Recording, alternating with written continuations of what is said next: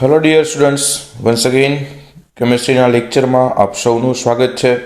આપણે લોકો ધોરણ 12 એમાં ચેપ્ટર નંબર 4 એટલે કે રાસાયણિક ગતિકી કરી રહ્યા છીએ. એમાં સ્વાધ્યાયનું સોલ્યુશન આપણે કરી રહ્યા છીએ. 9મો ક્વેશ્ચન પહોંચ્યા છે. 8 સુધીના પ્રશ્નો આગળના લેક્ચરમાં આપણે સોલ્વ કર્યા છે. આજે 9મો ક્વેશ્ચન તમને જોઈ રહ્યા છો એ પ્રમાણે આપ્યું છે કે એક પ્રક્રિયા એના સંદર્ભમાં પ્રથમ ક્રમની છે અને બીના સંદર્ભમાં દ્વિતીય ક્રમની છે. બે વસ્તુ અહીંયા આપણને આપી છે. એના સંદર્ભમાં પ્રથમ ક્રમની એટલે એના સંદર્ભમાં પ્રથમ ક્રમ, બીના સંદર્ભમાં દ્વિતીય ક્રમ. ઓકે, તો વિકલનીય વેગ સમીકરણ લખો. બીની સાંદ્રતા 3 ગણી વધારવામાં આવે તો વેગ કેવી રીતે અસર પામશે, એ બીજો પ્રશ્ન છે. અને ત્રીજો પ્રશ્ન છે, જો એ અને બી બંનેની સાંદ્રતા બમણી કરવામાં આવે તો વેગ કેવી રીતે અસર પામશે. આમ જોવા જાવ તો બહુ ઇઝી પ્રશ્ન છે, પણ 3 પ્રશ્નો ભેગા આપી દે એટલે ઘણીવાર આપણને તકલીફ થાય એવું લાગે. સૌથી પહેલાં વિકલનીય વેગ સમીકરણ લખો એવું કીધું છે, તો સિમ્પલ છે. માની લો કોઈ પ્રક્રિયા છે, એમાં પ્રક્રિયા એ અને બી છે, કારણ કે એવું રકમમાં આપણને લખ્યું છે એ અને બી એવું, રાઈટ. તો આપણે એક પ્રક્રિયા ધારી લીધી કે ધારો કે પ્રક્રિયા એ પ્લસ બી એમાંથી કોઈ પ્રોડક્ટ પી મળે છે. પી એટલે પ્રોડક્ટ એટલે નિપજ, બરાબર છે. ઓકે, હવે આપણને અહીંયા કીધું છે એના સંદર્ભમાં પ્રથમ ક્રમ, બીના સંદર્ભમાં દ્વિતીય ક્રમ. તો કુલ પ્રક્રિયા ક્રમ કેટલો થયો તો કે 3 થયો. આટલો ડેટા આપણને આપ્યો હતો. હવે આપણે એના વિકલન વેગનું સમીકરણ લખવું છે. તો વિકલન વેગનું સમીકરણ કેમ લખી શકાશે, તો કે વિકલન વેગમાં વેગ અથવા માઇનસ dr/dt બે લખી શકાય. અહીંયા dr/dt પણ લખી શકાય અથવા વેગ બરાબર k ઇન્ટુ પ્રક્રિયા કોણ કોણ છે તો કે એ અને બી, તો k ઇન્ટુ એની સાંદ્રતા અને બીની સાંદ્રતા. પણ એની સાંદ્રતાની 1 ઘાત આવશે અને બીની સાંદ્રતાની 2 ઘાત આવશે. કે સર આ તો માત્ર પ્રાયોગિક રીતે જ લખી શકાય, તો કેમ લખ્યું, તો કે આપણને કીધું છે કે એની સંદર્ભમાં પ્રક્રિયા ક્રમ 1 છે એટલે એની 1 ઘાત હોવી જોઈએ. બીના સંદર્ભમાં પ્રક્રિયા ક્રમ 2 છે તો બીની 2 ઘાત હોવી જોઈએ, રાઈટ. એટલે એના ઉપરથી આપણે સમીકરણ મેળવ્યું. તો આપણને ફાઇનલી એનું સમીકરણ કંઈક આવું મળ્યું કે ભાઈ વેગ r બરાબર k ઇન્ટુ એની સાંદ્રતાની 1 ઘાત, બીની સાંદ્રતાની 2 ઘાત. ફાઇન. તો બહુ ઇઝીલી સમીકરણ લખી શકાયું વિકલન વેગનું. હવે એમાં આપણને કીધું છે કે બીની સાંદ્રતા 3 ગણીમાં આવે તો વેગ ઉપર શું અસર થશે. તો આપણે આપણું વેગ સમીકરણ છે એ લખી નાખીએ. એટલે વેગ સમીકરણ લખ્યું કે r1 બરાબર k ઇન્ટુ એની સાંદ્રતાની 1 ઘાત, બીની સાંદ્રતાની 2 ઘાત, આટલું લખ્યું છે. હવે બીની સાંદ્રતા 3 ગણી કરવામાં આવે તો બીની જગ્યાએ શું લખાશે તો કે 3b લખાશે. બીની જગ્યાએ શું લખવાનું તો કે એને ગુણ્યા 3 કરી નાખવાના એટલે કે 3b લખ્યું. અને એ વેગની અસર પૂછી છે તો એ નવો વેગ મળશે ને, સાંદ્રતા બદલાવશે એટલે કંઈક વેગમાં ફેરફાર થશે. તો એને હું r2 કહી દઉં. તો r2 બરાબર કે એની 1 ઘાત અને બીની 2 ઘાત હતી, ત્યાં બીની કેટલી કરી નાખશું તો કે ત્યાં બીની આપણે કરી દેશું 3b નો વર્ગ થશે. ત્યાં શું થશે 3b નો વર્ગ થશે. ફાઇન. ઓકે, હવે 3 નો વર્ગ કરો તો શું થાય તો કે 3 નો વર્ગ કરો એટલે 9 થશે. એને હું 12 લઈ લઉં એટલે શું વધ્યું તો કે 9 ઇન્ટુ કે એની 1 ઘાત અને બીની 2 ઘાત આવશે. 3 ઘાત નહીં આવે, અહીંયા પ્રિન્ટિંગ મિસ્ટેક છે, બરાબર. 2 ઘાત જ આવશે અહીંયા.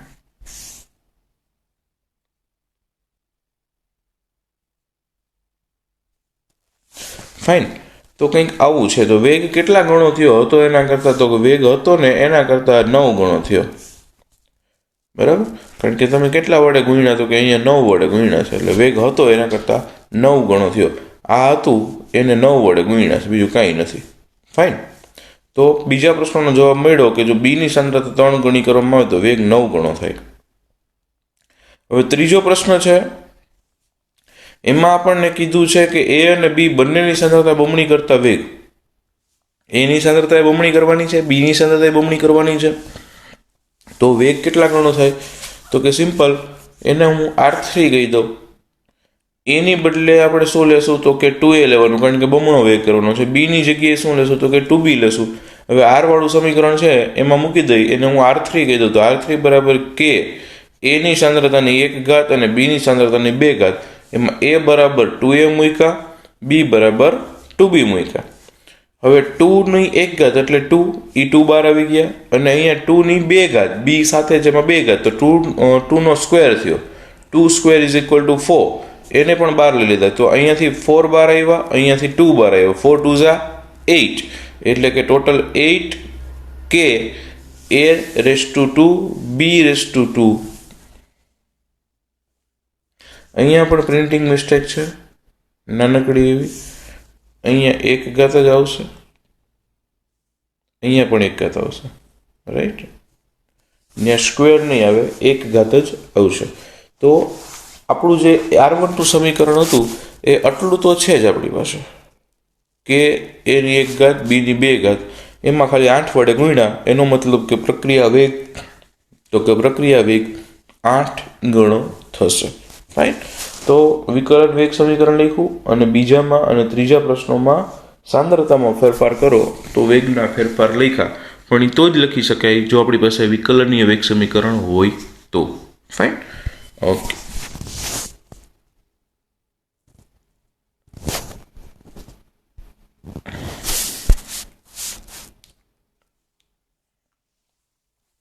ઓકે, 10મો ક્વેશ્ચન આપણને આપ્યો છે, એ અને બી વચ્ચેની પ્રક્રિયામાં પ્રારંભિક પ્રક્રિયા વેગ R0 એ અને બી ની જુદી જુદી સાંદ્રતાએ માપવામાં આવ્યા હતા, જે નીચે આપેલા છે. ઓકે, તો એ ની સાંદ્રતા આપી છે, બી ની સાંદ્રતા જુદી જુદી આપી છે, અને ત્યારે R0 આપ્યું છે. ઓકે, માની લો કે આપણને અહીંયા એવું આપ્યું છે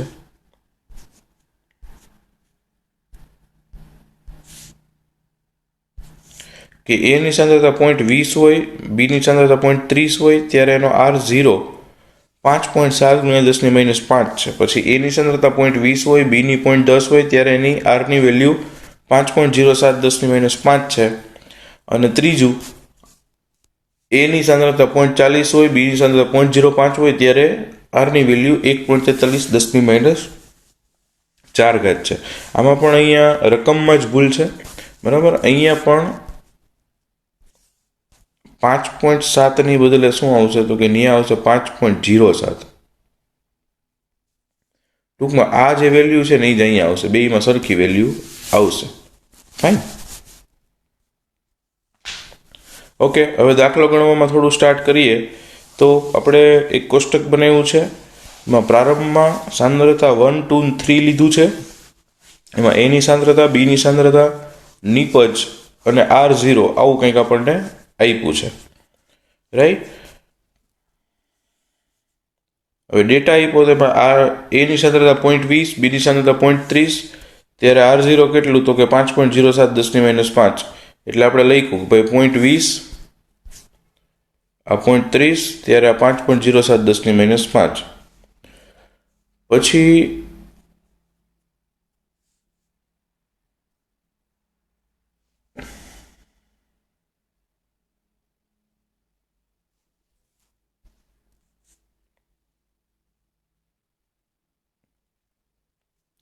અહીંયા બી ની સાંદ્રતા 0.20, નિપજની 0.1, ત્યારે 5.07 10⁻5. ઓકે, અને 0.40, 0.05, 1.43 10⁻4 આવું કંઈક લખ્યું છે આપણે. ઓકે, બીજું કંઈ નથી. અહીંયા પણ આ આખું ટેબલ જે છે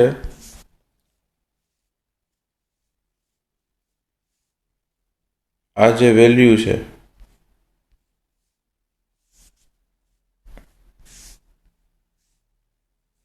એ એકચ્યુઅલી અહીંયા આવશે. એટલે આ એકચ્યુઅલી 0.20 છે એ એની વેલ્યુ છે, અને 0.1 છે બીની વેલ્યુ છે. ટૂંકમાં એને એ ટેબલ બીજી વાર લખ્યું છે, બીજું કાંઈ કર્યું નથી. પણ R0ની વેલ્યુ જે નીચે લખી હતી એની બદલે ટેબલને આપણે શું કર્યું, તો કે આડું. ઓમાં ઊભી કોલમમાં હતી, આમાં આડી કોલમમાં લખ્યું છે, બીજું કંઈ ફેરફાર નથી, રાઈટ. ટૂંકમાં પ્રશ્નમાં જે ટેબલ આપ્યું હતું એ નહીં છે, આ ટેબલ પૂરતું આપણે કંઈ નવું કર્યું નથી. હવે માની લો કે આપણે ધારી લીધું, ધારો કે એના સાપેક્ષમાં પ્રક્રિયા ક્રમ 1 છે, x છે, અને બીના સાપેક્ષમાં પ્રક્રિયા ક્રમ y છે. હવે વિકલન વેગનું સમીકરણ આપણે ધારવું હોય તો ધારી શકીએ. ધારો કે પ્રક્રિયાનો વેગ બરાબર કે ઇન્ટુ એની સાંદ્રતાની એક્સ ઘાત બીની સાંદ્રતાની વાય ઘાત. આપણે ગોતવાનું શું છે તો કે એ અને બીના સંદર્ભમાં પ્રક્રિયા કરો. એટલે અહીંયા જોતા તમારે શું ગોતવાનું છે તો કે સર બહુ સિમ્પલ છે, અમારે એક્સ અને વાયની કિંમત ગોતવાની છે. Very good.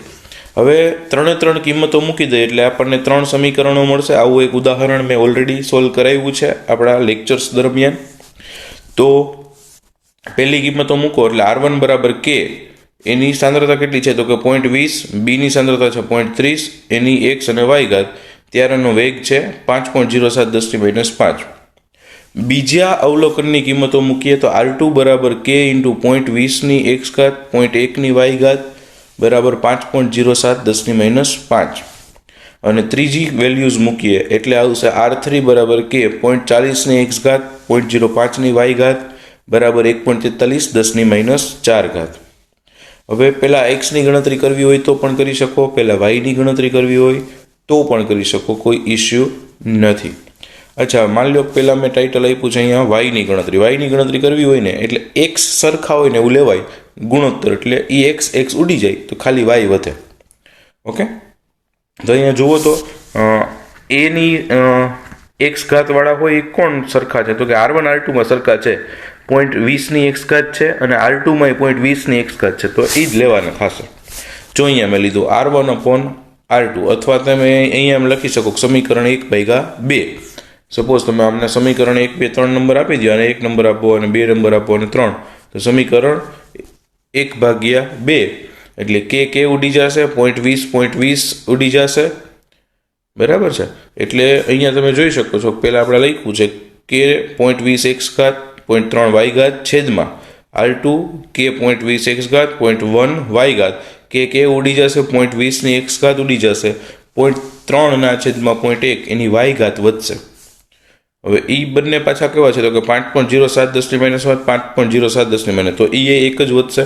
તો ફાઇનલી તમે જોવા જાવ તો શું વધ્યું તો કે R1/R2 ઇઝ ઇક્વલ ટુ 3ની વાય ઘાત ઇક્વલ ટુ 1. 3ની વાય ઘાત ઇક્વલ ટુ 1. અચ્છા, 3ની કેટલી ઘાત કરો તો 1 થાય તો કે anything raise to 0 is always 1.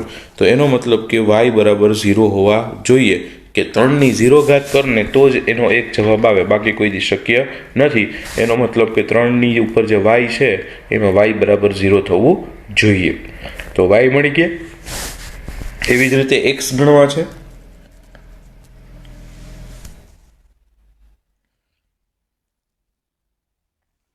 Okay, હવે કોઈ પણ સમીકરણો હોય આપણે જે 1, 2 અને 3 કીધા એમાં તમે વાયની કિંમત મૂકી દો અને પછી એમને સોલ્વ કરો એટલે ઓટોમેટિકલી એક્સની કિંમત મળી જાય. અહીંયા મેં લખ્યું છે સમીકરણ 1 અને 3માં વાયનું મૂલ્ય 0 કરવાથી, એટલે વાયનું મૂલ્ય 0 મૂકી દીધું તો કે હા. તો R1 શું મળ્યું તો કે 0.20ની એક્સ ઘાત 0.3ની વાય ઘાત જે હતું એમાં મેં વાય બરાબર 0 મૂક્યું. તો R1 શું મળ્યું તો કે વાય 0 મૂકી દો એટલે 0.3ની 0 ઘાત એટલે 1 જ આવી જાય. તો R1 બરાબર શું વધ્યું તો કે R1 બરાબર ખાલી આટલું વધ્યું કે 0.2ની એક્સ ઘાત એના બરાબર 5.07 10 - 5. એવી જ રીતે R3 બરાબર શું મળશે તો કે R3 એટલે કે 0.4ની એક્સ ઘાત 0.05ની 0 ઘાત, એમાં 0 એટલે 1 થઈ જાય તો એ વધશે 0.4ની એક્સ ઘાત અને એમાં આરની વેલ્યુ છે 1.43 × 10 - 4. ફાઇન. તો એના માટે શું વધ્યું તો કે 1.43 10 - 4 બરાબર કે ઇન્ટુ 0.4ની એક્સ ઘાત. હવે સમીકરણ 3/1 લઈ લ્યો એટલે કે R3/R1 1.43 10 - 4 છેદમાં 5.07 10 - 5 બરાબર કે ઇન્ટુ 0.4ની એક્સ ઘાત છેદમાં 0.2ની એક્સ ઘાત. કે ઉડી જશે, 0.4ના છેદમાં 0.2 એટલે 2ની એક્સ ઘાત વધશે અને આમનો તમે ગુણોત્તર લેશો 1.43 10 - 4 છેદમાં 5.07 10 - 5 તો એ આવશે કેટલું 2.8205 2.8205 એના બરાબર 2ની એક્સ ઘાત એવું વધશે, કારણ કે 0.4ના છેદમાં 0.2 કરો એટલે 2 જ આવશે. ઓકે, હવે 2ની એક્સ ઘાત છે, મારે તો એક્સ ગોતવો છે તો એક્સને આગળ લઈ આવવો પડશે, તો લોગ લેવો પડશે. તો બંને બાજુ લોગ લઈ લો તો લોગ 2.8205 અને આનો લોગ લો એટલે ઘાત ઉડીને આગળ આવી જાય, જે આપણને ઓલરેડી આવડે છે, એટલે શું વધશે તો કે x log 2. 2.8205 નો લોગ જોવો એટલે એ આવશે 0.4503. એક્સ એમને મને log 2 એટલે 20 નો 0માં લોગ જોવો એટલે 0.3010. તો એક્સ બરાબર તો કે 0.4503 એના છેદમાં 0.3010 એટલે કે 1.5. તો એક્સના સંદર્ભમાં પ્રક્રિયાક્રમ કેટલો થયો તો કે 1.5. એટલે કે બંને લખી નાખીએ તો એના સંદર્ભમાં પ્રક્રિયાક્રમ આવ્યો 1.5 અને બીના સંદર્ભમાં પ્રક્રિયાક્રમ આવ્યો 0. રાઈટ. તો આવી રીતે આપણે પ્રક્રિયાક્રમ ગણ્યા છે. ફરી એકવાર 3 ડેટા આપ્યા હતા. અહીંયા નિપજવાળું કોષ્ટક લખવાની કોઈ જરૂર નથી. મતલબ નિપજવાળું એક કોલમ કાઢી નાખો ચાલે, A, B અને R0. બસ એના ઉપરથી 3 સમીકરણ બન્યા, 3 સોલ્વ કર્યા.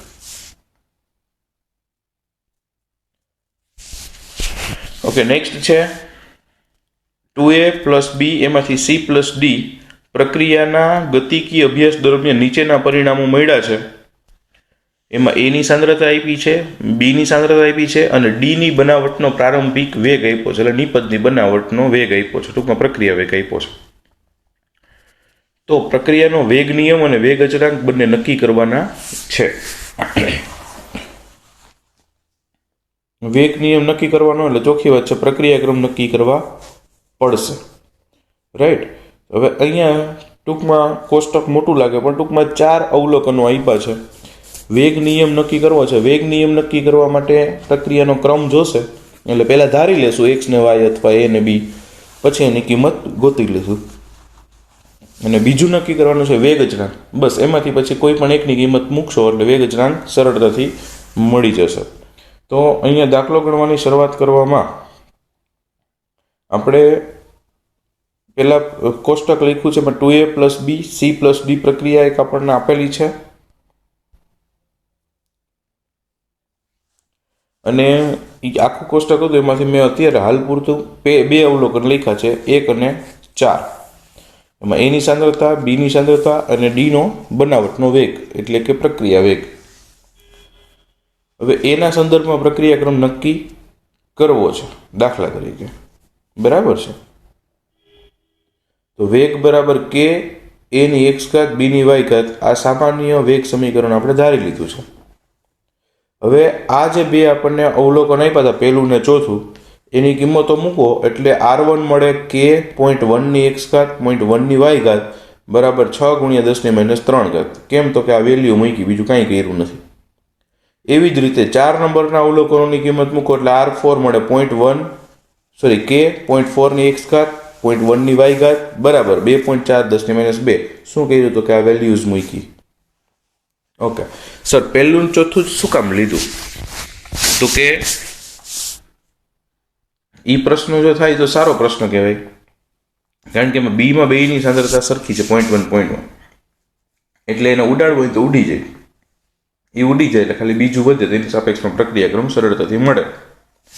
બસ બીજું કંઈ કર્યું નથી. હવે શું કર્યું તો કે એમનો ગુણોત્તર લઈ લીધો R4/R1 એટલે k × 0.4x 0.1y છેદમાં k × 0.1x 0.1y. અને પેલી વેલ્યુઝ કેટલી આવે તો કે 2.4 10 - 2 છેદમાં 6 × 10 - 4. અહીંયા 2.4 છે, વચ્ચે એક પોઈન્ટ કદાચ ભૂલાઈ ગયો છે, તો આમને 0.1 ઉડી જશે, 0.1 ગયા, k ગયા, તો 0.4 ના છેદમાં 0.1 બરાબર છે એટલે 4 વધ્યા એની x ઘાત. અને અહીંયા શું વધ્યું તો કે અહીંયા 4 વધ્યા, તો 4 ની x ઘાત બરાબર 4, તો x બરાબર કેટલા હોવા જોઈએ તો કે x બરાબર 1 હોવા જોઈએ, તો જ બે સરખા થાય. તો એની સાપેક્ષે પ્રક્રિયાક્રમ કેટલો થયો તો કે 1 થયો. આવું કંઈક આપણને મળ્યું છે.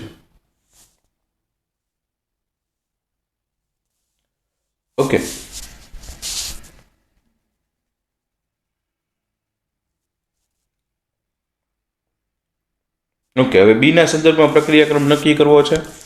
તો આપણે કયા કયા અવલોકનો લીધા તો કે આપણે અવલોકનો લીધા બીજું ને ત્રીજું. તો કે સર કેમ એમ લીધા તો કે એમાં જો એ સરખા છે એટલે એ ઉડી જશે તો બી ઉપરથી આપણે સરળતાથી મળશે. બસ કંઈ નથી કરવાનું, R2 અને R3 લખી એમનો ગુણોત્તર લઈ લઈ. તો અહીંયા R3 લીધા, R3/R2 is equal to 2.88 10 - 1 છેદમાં 7.2 10 - -2 ઇન્ટુ ઇક્વલ ટુ 4. તો કે સર આ કેમ ડાયરેક્ટ 4 આવી ગયા?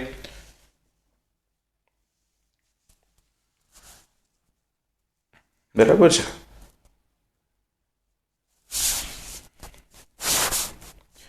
તો કે અહીંયા જે આવશે તમને એકચ્યુઅલી આવી રીતે જ આવશે. આજે આવ્યું હતું ને આવી રીતે તમારે કંઈક વેલ્યુ મળતી જશે. બરાબર છે. એવું અહીંયાથી એક સ્ટેપમાં ડાયરેક્ટ કર્યું છે એટલે ડાયરેક્ટ 4 જવાબ આવ્યો છે. એ તમે ગણશો એટલે આવશે. તો એનો મતલબ કે સાંદ્રતા બમણી કરી છે 0.2 માંથી 0.4. તો વેગ કેટલા ગણો થઈ ગયો? તો કે 4 ગણો થઈ ગયો. એનો મતલબ કે 2 મૂકો ને 4 થાય એવું ક્યારે થાય? તો કે એનો વર્ગ થતો હોવો જોઈએ. એટલે કે વેગ છે એમાં બીની 2 ઘાત હોવી જોઈએ.